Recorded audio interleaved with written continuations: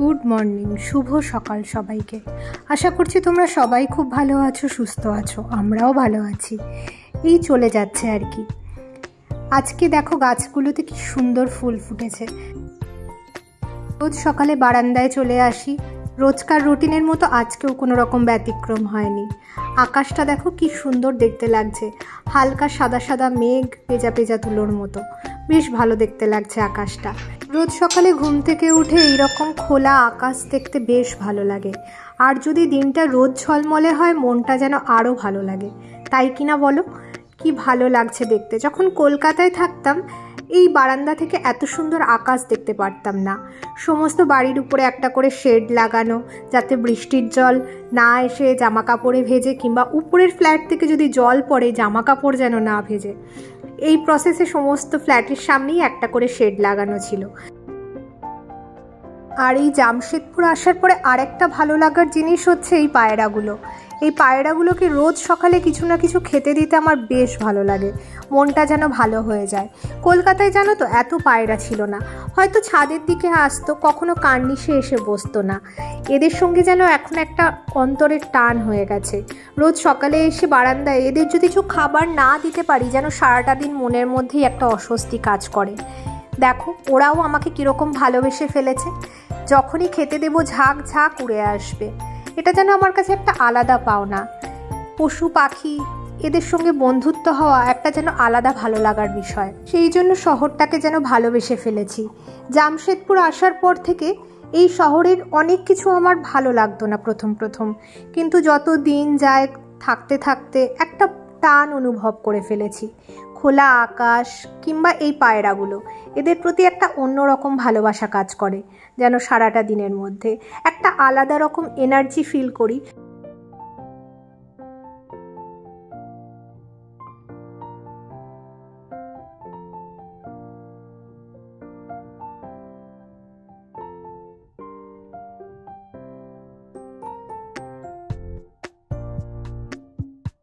কখনো কখনো এই ছোটো ছোটো পাওয়াগুলোকেই বড় বড় আকারে দেখতে ভালো লাগে।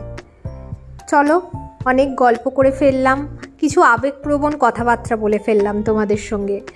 আসলে দিনগুলো তো কেটে যাচ্ছে, একটা একটা করে জীবন থেকে চলে যাচ্ছে। ভাবি স্মৃতির পাতায় কিছু অন্তত রয়ে যাক এই ছোট ছোট ভালো লাগার মুহূর্তগুলো। চলো এবার ভিতর দিকে যাওয়া যাক। ঘরে অনেক কাজকর্ম পড়ে আছে, রান্নাও করতে হবে, রাকেশের অফিস আছে। চলো ঘরে যাই।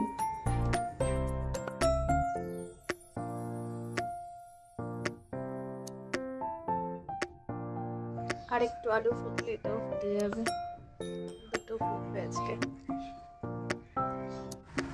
কি সুন্দর দেখো, সূর্যের রোদ আসছে, ফুলগুলো ফুটে গেছে। আমি বারান্দায় এসেছিলাম কম্বলটা মেলবো বলে, রোদ আসছে ভালোই লাগে। একটু গরম হলে কম্বলটা তো খুলে গায়ে দিতে। ফুলটা পুরো ফুটে গেছে, আর এটা আধো ফোটা, এখনো পুরোটা ফুটেনি। ফুটবো। রান্নাঘরের দিকে যাই চলো।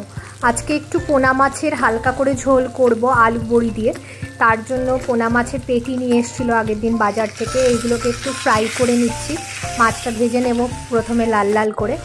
আর কেননা আমি পোনা মাছের না দাগা খেতে একদম ভালোবাসি না, এত কাটা লাগে, সেজন্য পেটিগুলোকে ভালো করে ভেজে নিয়েছি। আর সর্ষে পোস্ত যে বাটাটা দেখতে পাচ্ছ, এটা ফ্রিজে আগের দিন এক্সট্রা ছিল বাটার পরে, ওটা নিয়ে নিয়েছি। এবার কড়াইতে কালো জিরে আর কাঁচা লঙ্কা ফোড়ন দিচ্ছি। তার মধ্যে এবার দিয়ে দেবো এক এক করে। প্রথমেই দেবো বেশ কিছুটা বড়ি, কেননা বড়িটা ভেজে না তুলে নিলে না একটু লাল লাল না হলে ভালো লাগবে না। সেই জন্য প্রথমেই দিয়ে দেবো বড়িটাকে ভেজে তুলে নেব।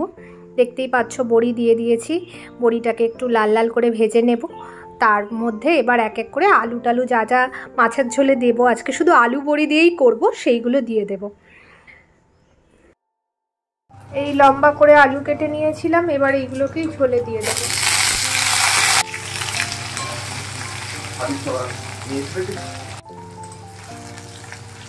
আলু বড়ি ভাজা ভাজা প্রায় হয়ে গেছে। এবার এই সর্ষে পোস্তর পেস্টটা দিয়ে দেব।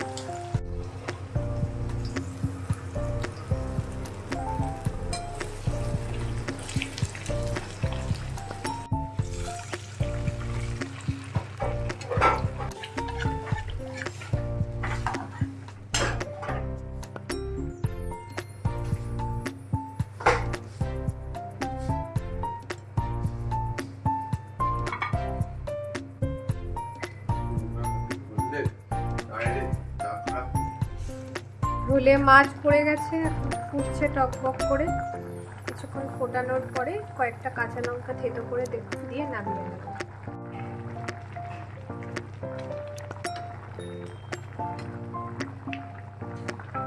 ঝোলটা দেখো ফুটছে, আর এইদিকে লাস্টে ঝোলটা নামানোর সময় দুটো কাঁচা লঙ্কা উপর থেকে চিড়ে আমি দিয়ে দিয়েছি, মানে ওই মাঝখান থেকে ভাগ করে আর কি। শরীরটা তো একদম ভালো ছিল না আজকে, প্রায় 3 দিন পরে এলো। আজকে মাসি গিয়ে বললাম একটু পুরি বানাতে, পুরি বানিয়েছি, সবজি বানিয়েছে। ফোনে চার্জও নেই জানো, চার্জে দিয়ে তোমাদের সাথে কথা বলছি। এই দেখো চার্জে দেওয়া। চলো দেখিয়ে দিই পুরি সবজিটা, না হলে না নিজের একটা কেমন লাগবে। কি করলো মাসি দেখালাম না। এতে পুরি আছে আর একটু আলুর সবজি বানিয়েছে হালকা করে, এটাই করতে বলেছি মাসিকে। আর অন্যদিন যাওয়ার আগে রান্নাঘরটারগুলো একটু মুছে দিতে বলি, আজকে আর কিচ্ছু বলিনি। বয়সও হয়ে গেছে, শরীরটা ভালোও নেই। আজকে জানালাম থাক, আর কিছু করতে হবে না, তুমি আস্তে আস্তে আসো, সাবধানে বাড়ি যাও। খারাপও লাগে না, মানে এই সমস্ত মানুষগুলোকে দেখলে এত কষ্ট হয়। এই আজকে সারাদিন কি করলাম তোমাদের সাথে শেয়ার করলাম। আর মেয়ে পড়তে গেছে, এখনো ফেরেনি। ও যখন মাসি পুরি বানাচ্ছিল গরম গরমই খেয়ে নিয়েছে, বলছে এখনই আমি খেয়ে নিচ্ছি, আর ডিনার করবো না। খেয়ে নে, টিফিন প্লাস ডিনার সব একসাথেই ওর হয়ে গেছে। আর মেয়ের বাবা ওকে ছাড়তে গেছে, এখনো ফেরেনি। আর আজকের ভিডিওটা এত দূরই থাকলো। সবাই খুব ভালো থেকো, সুস্থ থেকো। আর যদি ভালো লেগে থাকে প্লিজ লাইক করতে ভুলবে না, একটু শেয়ারও করে দিও যাতে সবার মধ্যে পৌঁছায় ভিডিওটা। আর আমার চ্যানেলটাকে সবাই অবশ্যই সাবস্ক্রাইব করে নিও। সবাই অনেকটা ভালো থেকো, সুস্থ থেকো। সবাইকে গুড নাইট। চলো কাল আবার দেখা হবে।